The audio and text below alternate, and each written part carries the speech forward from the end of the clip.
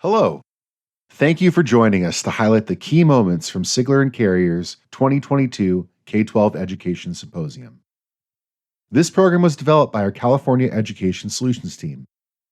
Over the past few years, a shift toward personal health and healthy buildings has continued to increase the focus on heating, ventilating, and air conditioning systems at school, work, and home. An overwhelming number of new programs encouraging indoor air quality improvements have been enacted, including federal funding sources, state procurement programs, and building code changes. Our goals for this symposium are to bring awareness of the current programs and offer a guide for navigating the solutions available to your district today. Throughout this symposium overview, we hope you gain knowledge from these industry experts and spark your own conversations about mitigating indoor air quality issues in your local district. Our emphasis will be on practical measures to focus on, real solutions, and recommended methods of implementation. As Dr. Joseph Allen highlights in our first segment, our understanding of how respiratory viruses are spread has been fundamentally rewritten. Researchers are bringing to light how building health is directly tied to personal health. Our following experts will provide detailed guidance and topical insight that will help you create an action plan with your team. We hope you enjoy the highlights from our event. Please reach out to our team with any questions or for more information.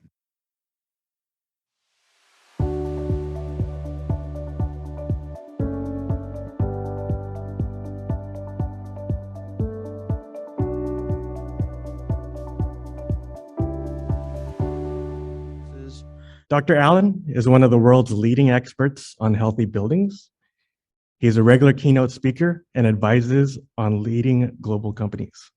He focuses on optimizing buildings for health around the 9 foundations of a healthy building, and he publishes and presents internationally on the topic of healthy buildings, and his work has been featured in the Wall Street Journal, Harvard Business Review, Time, Newsweek, and the New York Times. Dr. Joseph Allen. But let's spend some time right now talking about this once-in-a-generation opportunity we have in front of us to address the decades of neglect of our school infrastructure and what can be done to promote student health, student thinking, student performance, and teacher and administrator performance and health. There has been a fundamental rewrite in our understanding of how respiratory viruses are spread. If you think back to the early days of the pandemic, we spent a lot of time talking about fomite transmission or transmission on surfaces and close contact transmission or these large droplets that settle out of the air. Thus, we got the 6-foot rule. We had deep cleaning in schools, but all of that missed the dominant mode of transmission, which is airborne spread.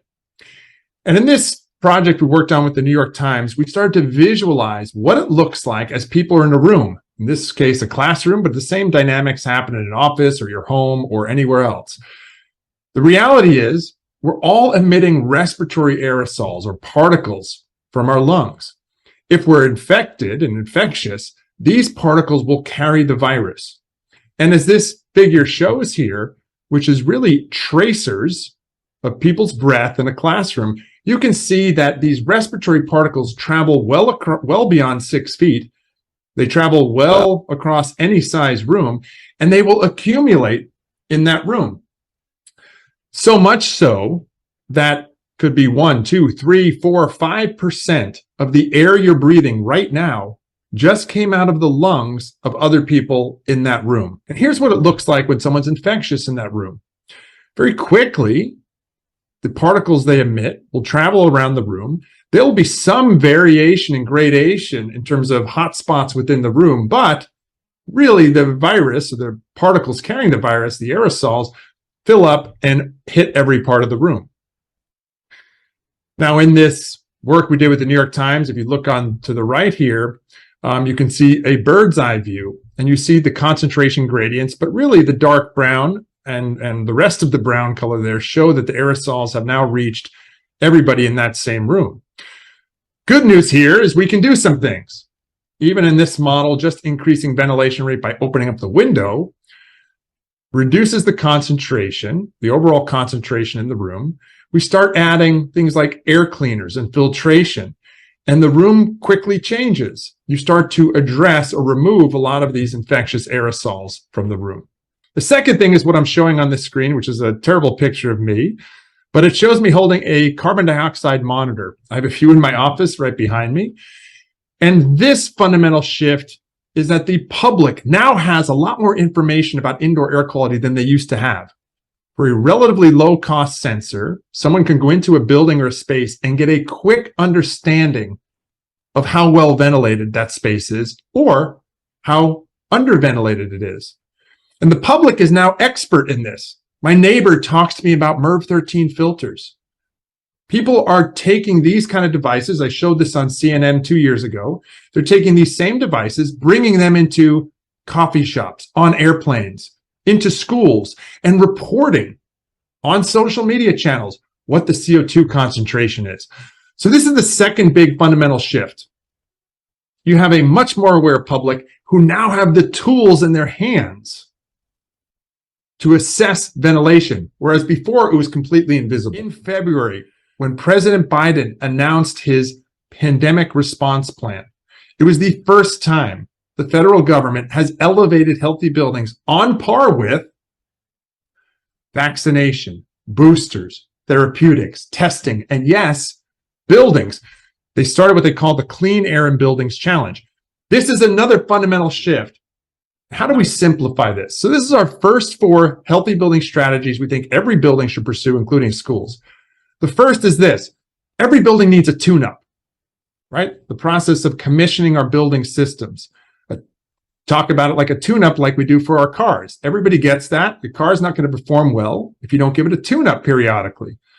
Well, we don't always do that for our buildings. And here's the logic behind it. The ventilation standards are design standards, not performance standards. They're not health-based, but they are currently what most schools and other buildings are designed to. Over time, that performance has slipped. If we simply follow step 1 here and bring our buildings back up to how they were designed, that will improve indoor air quality, help against COVID, save energy, and save money. It's a key step. Once we do that, we can also know what's the status of our building. What are the status of the building systems? What else can we upgrade? So once we bring it back to the way it was designed, what else can we enhance? That's number 1. I think it's the most important step. 2, things we've been talking about since the beginning of the pandemic. Increase the amount of outdoor air coming in. So maximize your outdoor air ventilation rate. 3, upgrade your filtration. Minimum MERV 13 filters on central mechanical systems. And 4th, supplement this with the use of portable air cleaners with HEPA filters or high-grade filters. It really can be that simple. Then, after that, you can start to get more sophisticated if you want or if you need. Real-time indoor air quality monitoring. Maybe there's other technologies. If you have a particular problem where these strategies aren't working for you and you need to address, you can think about more advanced technologies. But really, I think our team all agreed, our task force agreed that these first 4, if every school and every building did it, it would really improve indoor air quality, broadly speaking. So clearly, higher ventilation rates reduces the risk of COVID-19. But there are many other studies showing higher ventilation rates reduces the risk from influenza or also overall upper respiratory symptoms, and which manifests into missed school days. Child is sick, they miss school. Well, it makes sense then that higher ventilation rates, studies have shown this, higher ventilation rates are associated with lower rates of missed school days. This coming from a large study of 6th grade students. Because we talk about KPIs a lot in business, key performance indicators. And we like to talk about health performance indicators. Talk about this in the book, or HPIs. And when we do this and take the pulse of the building, we can be assured that these HPIs we're tracking are leading to better performance.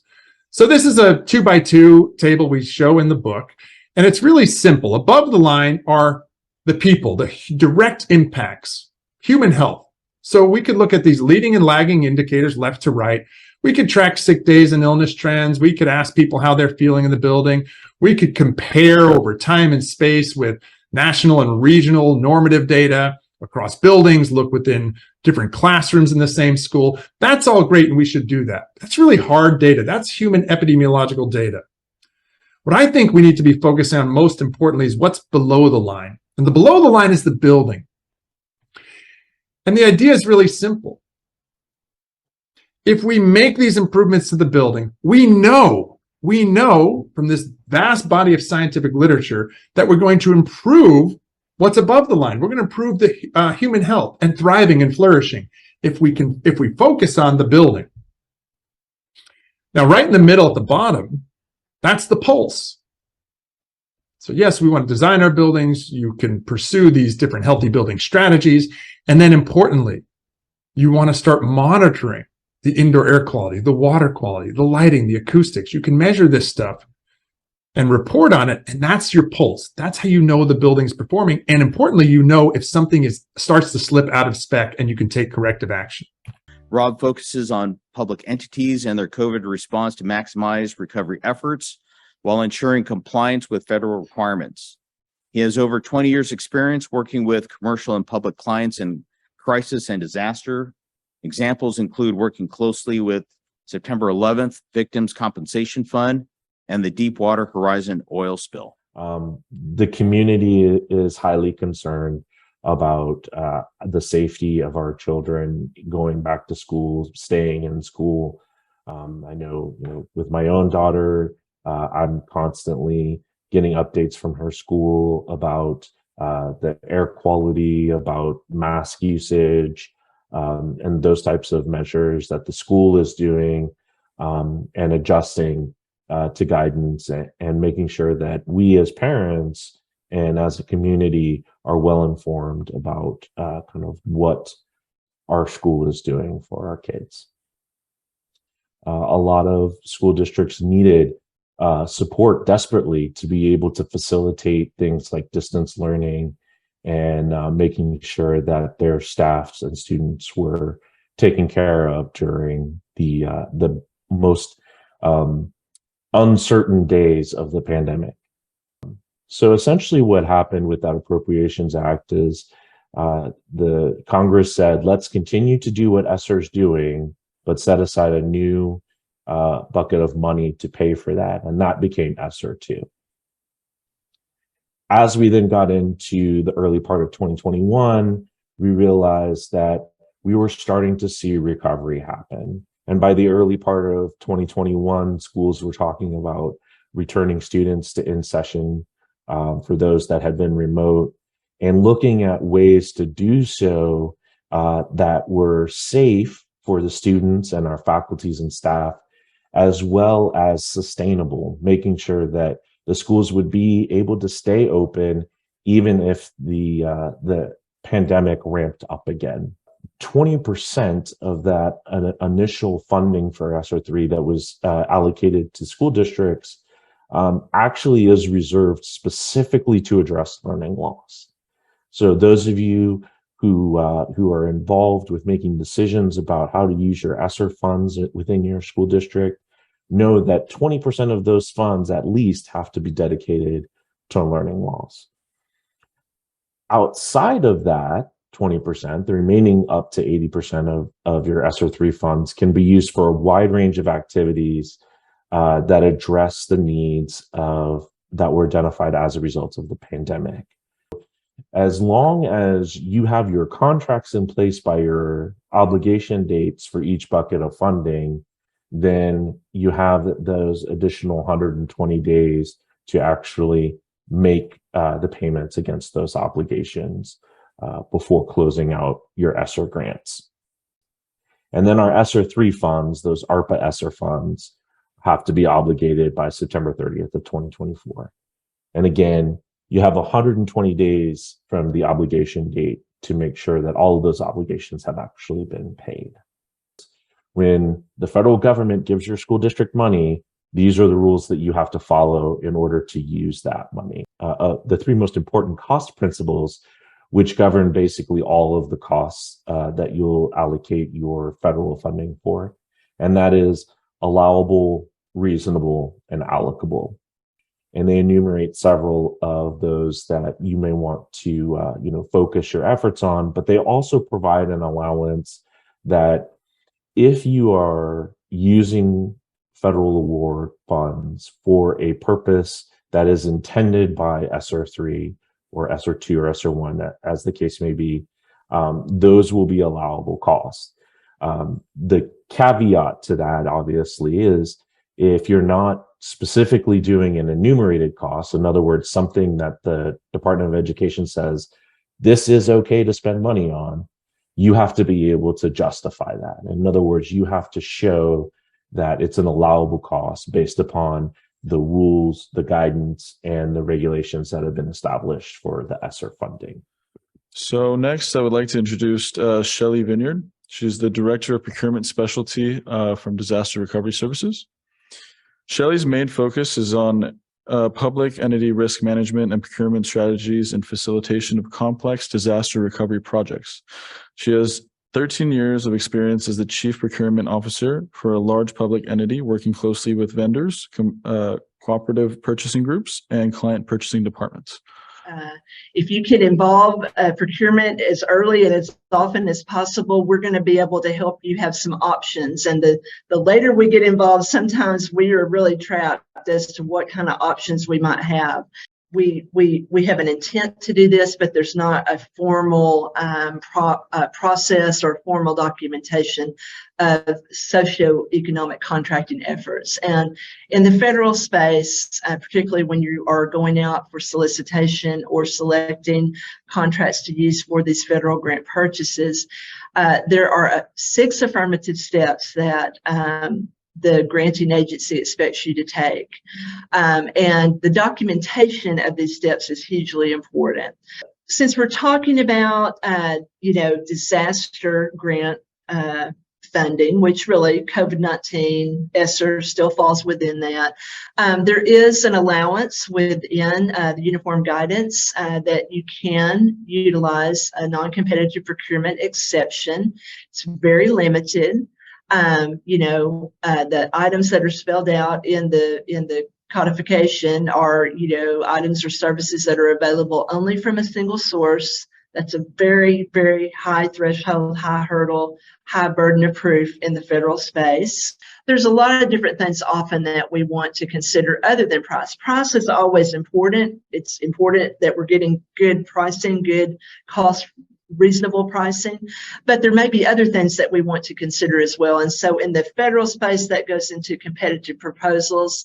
It may be in the form of a request for proposals, a competitive sealed proposal, whatever flavor of that your entity typically uses. But again, when we're talking about competitive proposals, we're talking about, it doesn't make sense to award a contract exclusively on price, but we're looking for other things that we want to use to evaluate in addition to price to award this specific award.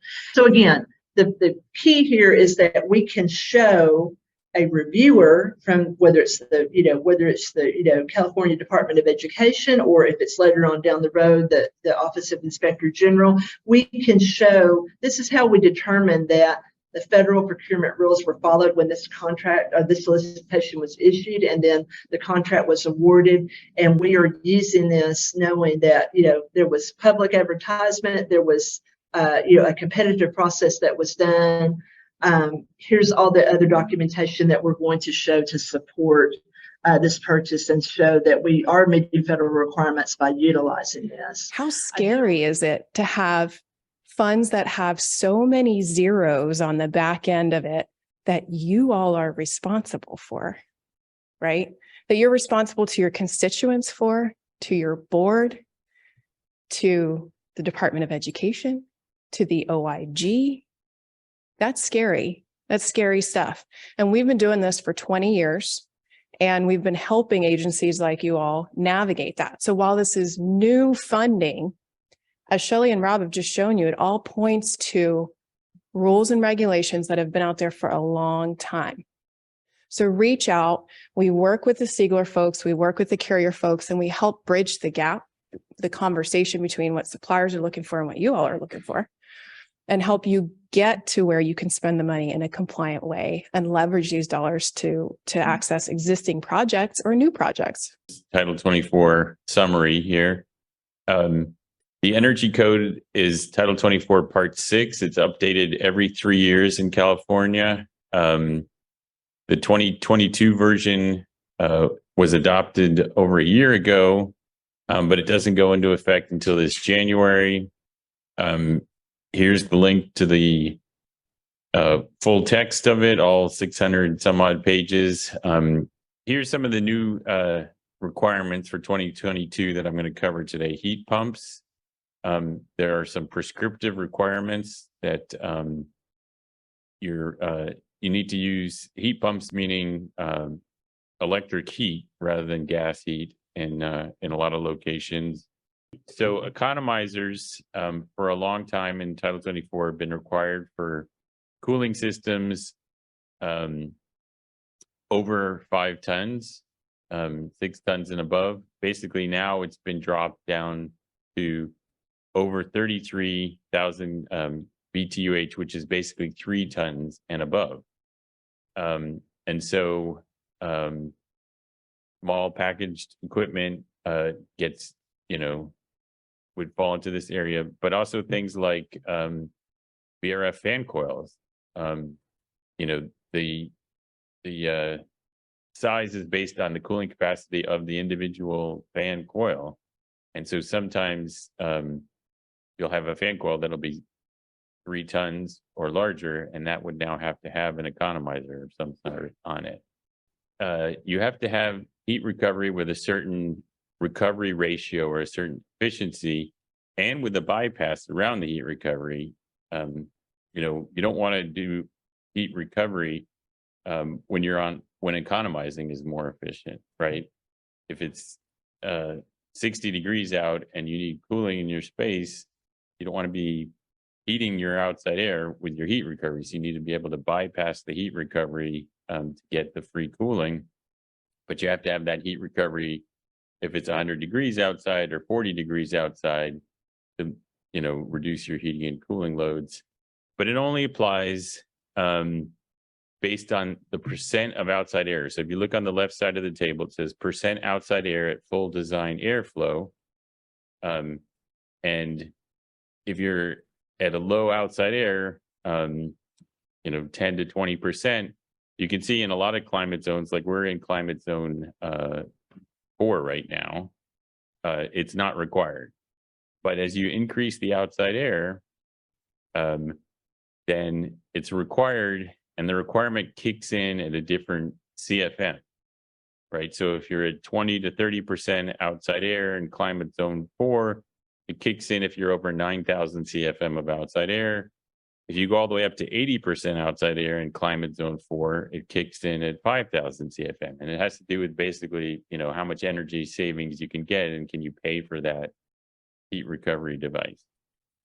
Well, what this is saying here is that the dining room had to bring in 5,000 CFM or 5,500 CFM of outside air anyway, right? And so that outside air either would have been relieved through the relief in the unit or some other relief path. And instead of relieving it out of the dining room, you're going to transfer it over to the kitchen. So you're not upsizing any of the equipment. In fact, what you're doing is downsizing the relief requirement in the dining room, right? The grease exhaust in the kitchen now becomes the relief path for the dining room unit. So you don't have to actually increase anything. They're saving first cost and energy at the same time.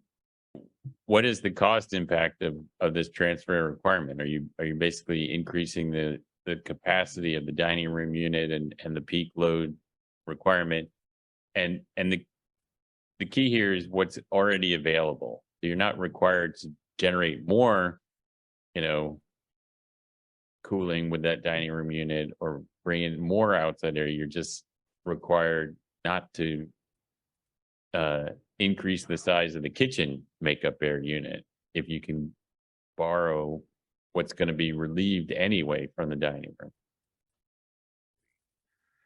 He specializes in design of air treatment systems, including airborne contaminant removal. It is my honor to introduce Mr. Brian Monk. I've been working in this environment, particularly on ventilation and air filtration, for easily the last 26 years. I've been a member of ASHRAE and talked about all of those things over and over again. And we've always been stuck between the IAQ, or indoor air quality, environmental air quality, and the energy side. Now, you heard from Taylor Engineering talk a little bit about both, actually, and saying, specifically the energy side is something to be concerned of. And I think we are. Dr. Allen tends to shift on the other side, obviously looking at pandemic and what we've faced in the last few years as a kind of a wake-up call, right? Or a paradigm shift in terms of how we see these types of systems. It's a new approach, right? We're talking about a new way of thinking about our buildings, really not a new way for some of us, but for many of us, it is. For those who are operating buildings, so those of you who are managing your schools, this is particularly a wake-up call for all of you. It's for all of us across the country. We've got some examples of actually how we're looking at things in Canada as well as in the United States. So all of North America, if you will, has kind of rethought about what we're doing with our buildings and how we can better improve the environment, right? The science is out there, right? The science exists. So we also then shifted into cognitive functioning in buildings, and Dr. Allen was at the forefront of that. Carrier was lucky enough to be able to help and support Harvard in some of the initial studies, and I'll talk a little bit about that in a second. But it all falls in line, if you will, with the IAQ approach and what we were looking at in terms of developing a better environment for those people that are in the buildings themselves, whether it be a commercial office worker, whether it be somebody working, or rather in a school, or teacher, or the students themselves. And then, of course, using dedicated outside air systems in an intelligent way, of course, falls into line with what we were just told about Title 24, right? And how we can improve or add more ventilation in our space in a cost-effective way by introducing not just more air to ventilate, as Dr. Allen mentioned, but also introduce that air intelligently using energy recovery, using bypass systems where we can allow for an economizer mode, and all of that in a smart way, so they're not spending an overcompensating, right, with energy cost. Keep in mind that if we add filtration, right? Dr. Allen talked about MERV 13 filtration or more, right? As we add filtration, we add horsepower to the system, right? Fan horsepower augments. We need to propel the air through those systems. We need to be sure that we can handle the static pressure or the added static pressure of those types of filters. And by doing so, possibly introducing energy recovery at the same time and either pre-cooling that air or preheating it, if we're looking at somewhere in the north, we can actually improve the energy, or let's say limit the energy penalty as a result of bringing in more outside air for dilution ventilation, right? So a lot of these techniques have been around for a very long time. We've used them in heavy industry, we've used them in healthcare environments, and now we're seeing them used in commercial buildings and, of course, K through 12. So what ASHRAE has done over the years is they put together a white paper on bringing your building back to baseline is your first step, right? So I would encourage all of you, before you start spending money, it's all great. Like, if you can get the funds, go ahead. But before you start spending the money, take a look at the building and the way it's functioning and assess it, all right? And look at upgrades that are available, of course, with the funds that you're getting, but also just look at bringing it back to baseline, because that in itself might actually end up improving the environment. IEQ procedure or an IEQ audit is one of the best ways to be able to achieve that, right, from an indoor air quality, hence the topic of today. And you can walk through, you can do assessments, you can do reality checks in your conference rooms, in your classrooms, and seeing, if you're getting the ventilation you need to begin with. I can't tell you how many times we've walked into northern facilities, right? So not California, but talking about the Northeast United States. And we walk in there where heating is predominant, right, during the school year for the students. And you see that the outdoor air, illegally so, has been throttled back a little bit, right? Trying to cut back on some costs and things like that. Those are not necessarily things that we want to see, but in practice, they actually happen. So you need to be able to address it. So upgrades available, of course, airside solutions, adding secondary systems into your classrooms, augmenting the amount of ventilation that might be required. Maybe it's not up to par, or maybe it just needs to be, reassessed. And then, of course, putting in a secondary filtration in the existing systems. All of this to remind ourselves that there is no silver bullet. It's a layered solution, right? There are many things like that assessment showed, that pulse of your building, that we can do to improve the building's performance. It's just a question of, what layers are more important than others, right? Which ones do we initially start, and which ones do we stop, and which ones do we actually implement at a later date? Keep in mind, there are no buildings that are the same. We're faced with buildings that are different all the time. This is not an easy science. Every single building has been built at a different time, has a different mechanical system, and needs to be looked at new with fresh eyes every single time, right? To be able to assess. Peter provided engineering leadership for 34 years and expanded the capabilities of design, building, contracting through management roles, including CEO. Peter held numerous contracting licenses and PE registrations in 14 states. He went solo in 2018, offering high-level mechanical solutions and problem-solving for select clients. It's my pleasure to introduce Peter Narborough. So I'll go from here. So one of the things we're going to do today, we're going to take a quick look at you heard clean rooms. We're going to see a clean room and a classroom, opposite sides of the spectrum. We're going to talk about what drives classroom design. We're going to look at some modeling, which is very important. We're going to look at what's called CFD, as you heard about, and we're going to look at a very simple filtration model. And historically, filters were designed for one reason: to protect the equipment, not to protect people. So all of a sudden, over the years, it's becoming more and more prevalent. Again, in industrial applications differently, but things like schools and homes, filters weren't thought about until recent history and our lovely hit with COVID. Also, a couple of filter basics. People talk about their experience level. Well, I've done everything with filters, from clean rooms to industrial to friends who are building houses.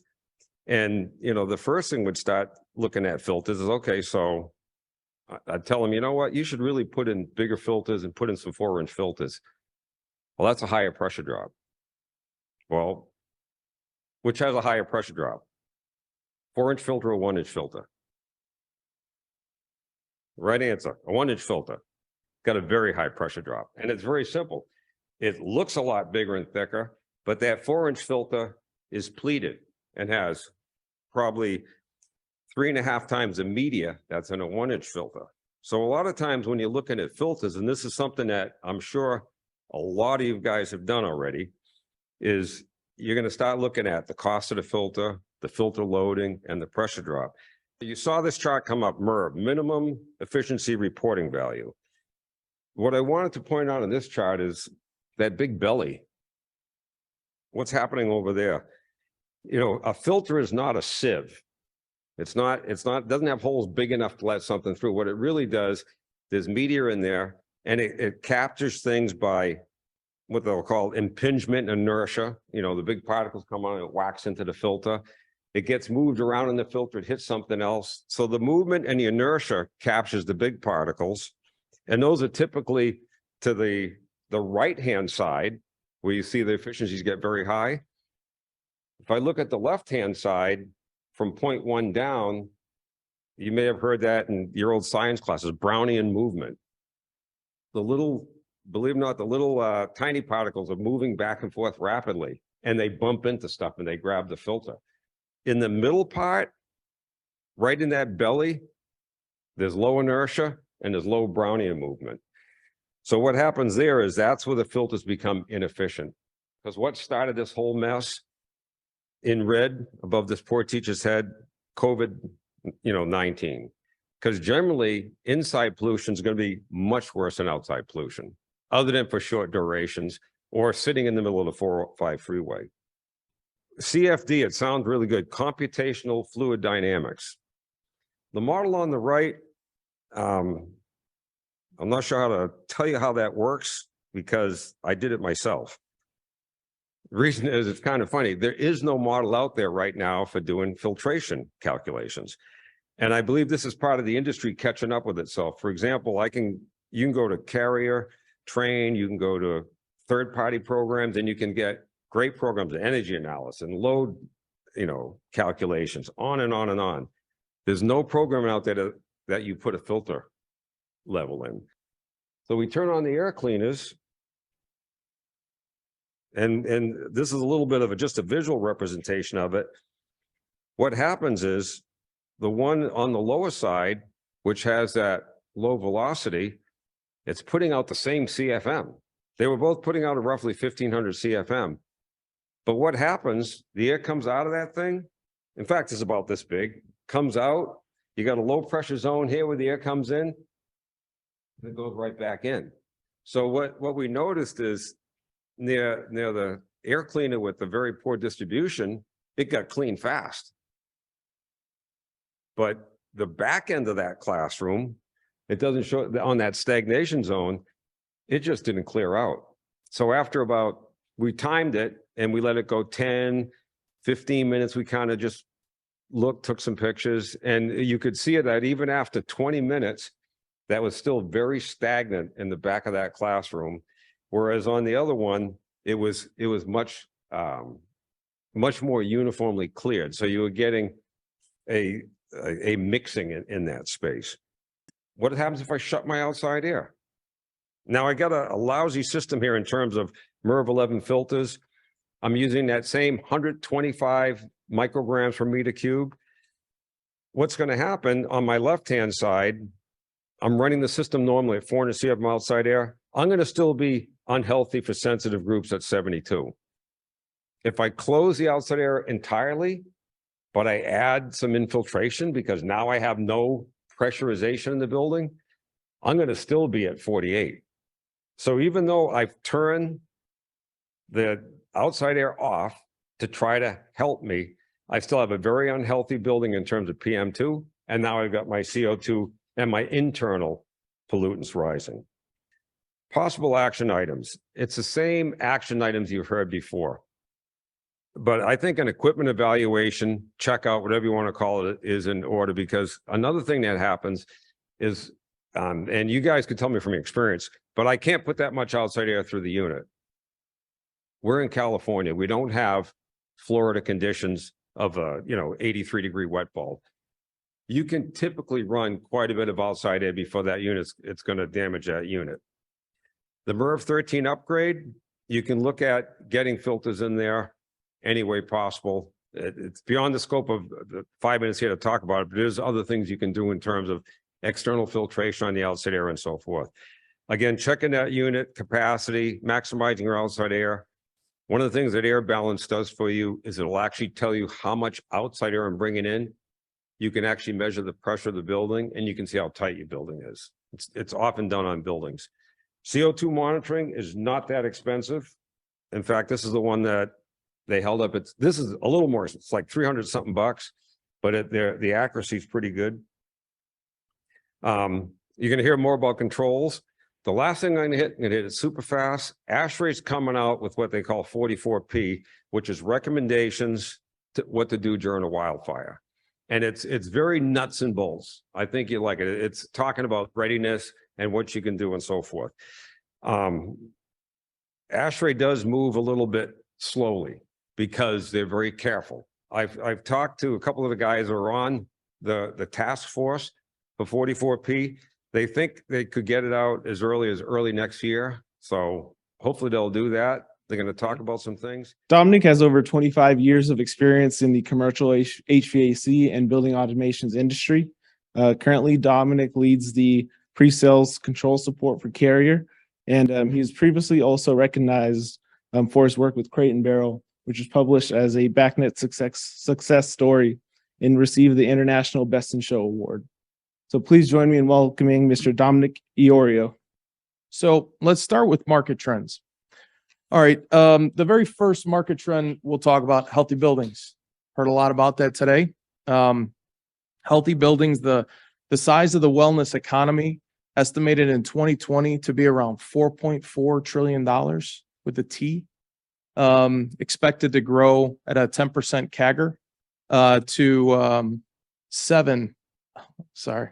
approximately $7 trillion by 2025. So it's a huge sector of the industry, right? It's affecting everything we do. When we look at this, some of the studies that have been performed and some of the surveys, office workers, and I'll use office workers to start, but we can relate this back to K through 12. They agree that IAQ has a direct impact on their health and well-being, 89%, 87% of workers were more uneasy about working indoors in an indoor environment than they were pre-COVID. 59% cannot correctly identify factors contributing to IAQ. Now we tie this back to K through 12. This is no different than the teachers that you work with, the front office workers, even the parents of the students. They're all conscious of, more aware of the fact that healthy air is important. You guys have heard of the Internet of Things, right? Read it backwards. It's things on the internet. This is things on the internet in the building, right? Building Internet of Things. And this is all those components connected together for the purpose of creating an operational efficiency. But the BIoT is more than just those three components. It also is incorporating integration with IT, occupancy. So that brings us to the BIoT big data. All right, the BIoT is a driver of big data. It's driving big data we have to consume. It's going to enable better visualization, enhanced fault detection and diagnostic, and beyond what we know of FDD or fault detection and diagnostics today, better analytics and better optimization. It's going to require many changes of the way we transfer data. Again, we're talking more data at every sector. Okay, so we have to transfer that data in a different way because our current networks are designed to transfer the data the way that we used to.